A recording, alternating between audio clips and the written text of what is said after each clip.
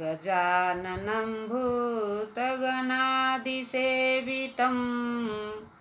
कपित्थजम्बूफलचारुभक्षणम् उमाश्रुतं शोकविनाशकारकं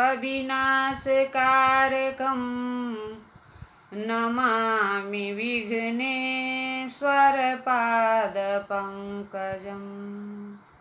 नमस्कार, मैं काबरी कुमारी, सहायक प्राध्यापक साहित्य, जूथालाल संस्कृत महाविद्यालय मझौलिया, पश्चिम चंपारण। आज शास्त्री प्रतिष्ठा प्रथम खंड के छात्रों के लिए अभिज्ञान शाकुंतलम से गौतमी और सर्वदमन का चरित्र चित्रण बताने जा रही हूँ। गौतमी महर्षि कण्व की धर्म भगिनी है और तपस्या की प्रतिमूर्ति है। वह अत्यंत सीधी सादी तपस्विनी है। उसके प्रभाव से आश्रम की व्यवस्था ठीक चलती है। सभी आश्रमवासी उसका आदर करते हैं। वह शकुंतला को बड़ा प्यार करती है। शकुंतला जब राजा दुष्यंत के दर्शन से काम पीड़ित होकर मालिनी नदी के तट के समीपवर्ती एक लता मंडप में शिला फलक पर विराजमान होकर समय बिताती है, तब उस बेचारी तपस्विनी गौतमी को क्या मालूम कि शकुंतला किस खेल में अलमस्त है।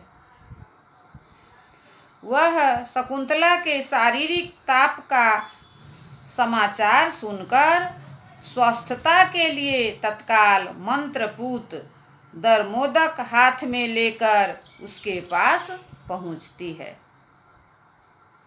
उससे उसके शरीर पर सींचकर प्यार से पूछती है, बिटिया, तुम्हारे शरीर का संताप क्या कुछ कम हुआ?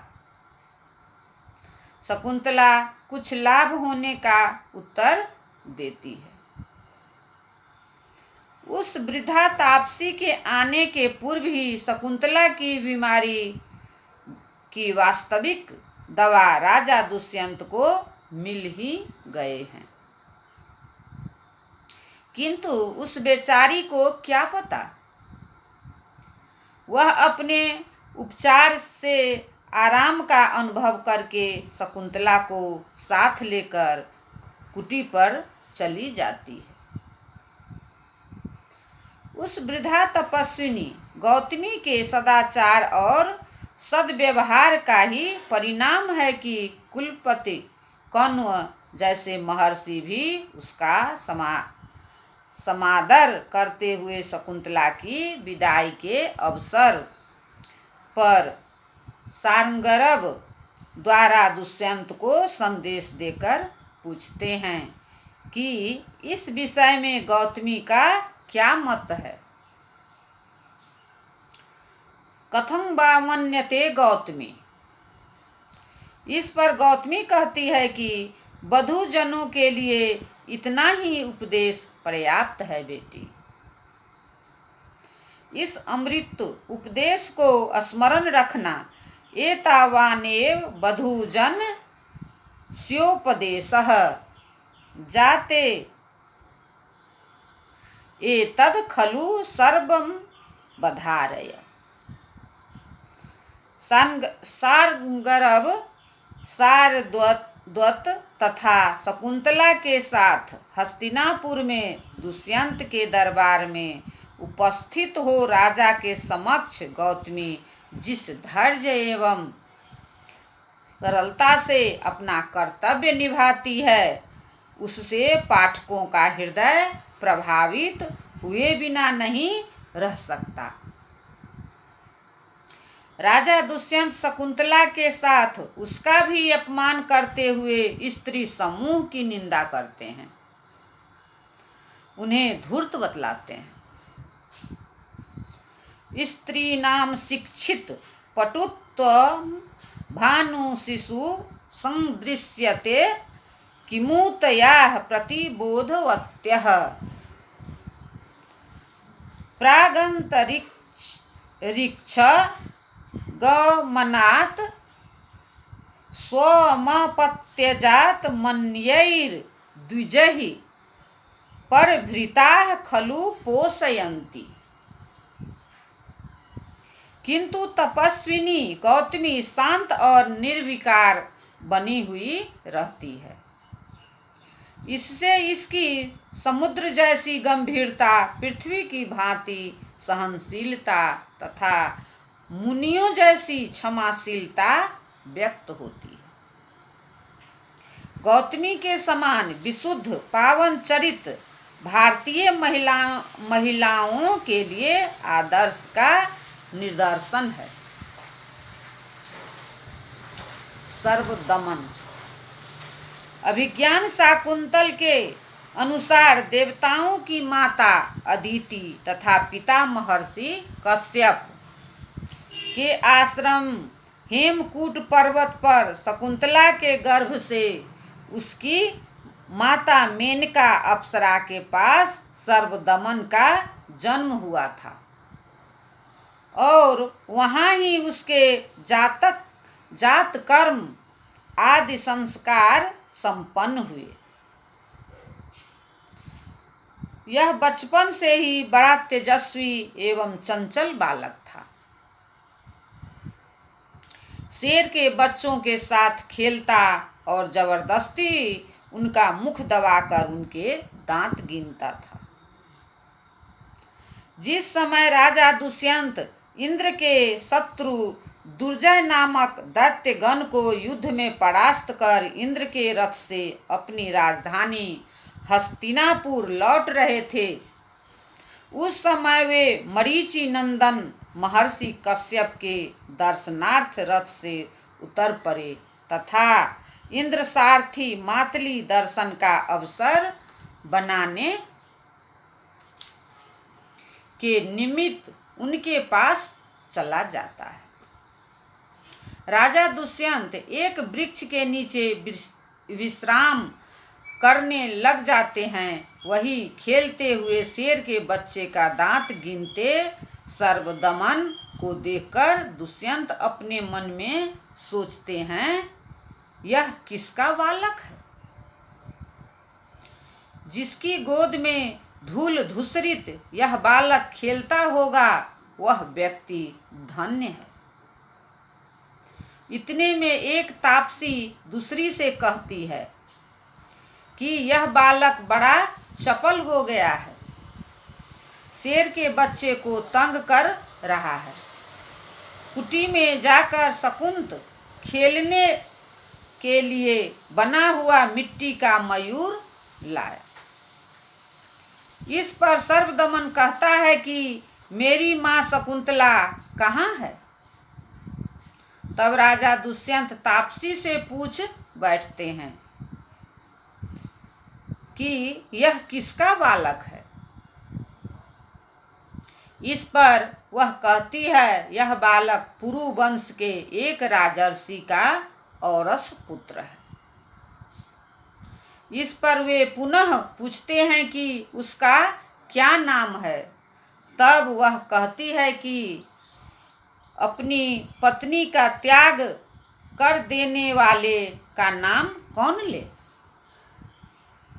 इस पर दुष्यंत पुनः अपने मन ही मन सोचते हैं कि यह सारी बातें तो मुझ पे ही घटती है और इस बालक को देखकर मुझे औरस पुत्र के समान स्नेह भी हो रहा है। इतने में दूसरी तापसी मिट्टी का मयूर लेकर आ जाती है। उसे लेने के लिए जब बालक हाथ पसारता है तो उसमें चक्रवर्ती के चिन्ह देखकर राजा और प्रसन्न हो जाते हैं। तब तक तापसी बोल बैठती है, हाय, जन्म के समय रक्षार्थ महर्षि द्वारा इसके हाथ में बंधा हुआ रक्षा सूत्र कहाँ गिर गया? इस पर दुष्यंत तत्काल जमीन से उठाकर कहते हैं कि यह है। इस पर वे आश्चर्य करने लगती है। तब दुष्यंत पूछते हैं कि आप लोग क्यों आश्चर्य करती हैं। तब वे कहती है कि इस बालक के माता पिता के अतिरिक्त अन्य के उठा लेने पर यह सांप बनकर काट लेता है। इतने में ही शकुंतला वहां आ जाती है, जिसे देखकर राजा दुष्यंत उससे अपनी भूल पर क्षमा मांगने लगते हैं। तब तक मातली आकर कहता है, राजन, कश्यप जी दर्शन देने के लिए तैयार बैठे हैं। कृपया आप अपनी पत्नी और पुत्र के साथ चलकर उनका दर्शन करें। तदनुसार वे सभी जाकर उनका दर्शन कर प्रणाम करते हैं। आशीर्वाद देते हुए महर्षि कहते हैं, दुष्यंत, मैंने पहले ही जान लिया था कि दुर्वासा के शाप बस आपने कण्व पुत्री का त्याग कर दिया था। यह सर्वदमन जयंत जैसा प्रतापी है और यह साध्वी शकुंतला इंद्राणी के समान सौभाग्यवती है। इनके साथ राजधानी में जाकर सुखपूर्वक रहो। इंद्र तुम्हारे राज्य में प्रचुर वृष्टि करें और तुम प्रजाओं का पालन करो। इसके अनंतर राजा दुष्यंत सपत्नी कश्यप जी को प्रणाम कर अपनी राजधानी में आकर सर्वदमन की युवराज बना देते हैं और उसका नाम भरत रख देते हैं। बाद इसी के नाम पर इस देश का नाम भारत पड़ा। इस प्रकार शकुंतला की मातृस्थानीय वृद्धा गौतमी शेर के बच्चे को उसकी माता के पास से उसके दांत गिनने वाला निर्भीक शिशु सर्वदमन, मालिक की मर्जी देखकर चलने वाला सेनापति, गरीब किंतु अपनी जाति की स्वाभिमानी शक्रतीर्थ निवासी जलोपजीवी धीवर, सिद्ध साधक बनकर अपराधी पर अत्याचार करने का विचार करने वाले, परंतु उसके पास पुरस्कार के पैसे देखते ही मद्य की आशा से क्षण भर में बदल जाने वाले पुलिस के सिपाही और उनका अफसर, राजा का साला, नगर रक्षक, इन सबके चित्र भी बड़े मनोरंजक और सटीक उतारे गए हैं। इन सभी पात्रों के चरित्र चित्रण को देखकर कालिदास की मार्मिक सूक्ष्म निरीक्षण शक्ति पर अत्यंत आश्चर्य होता है। धन्यवाद।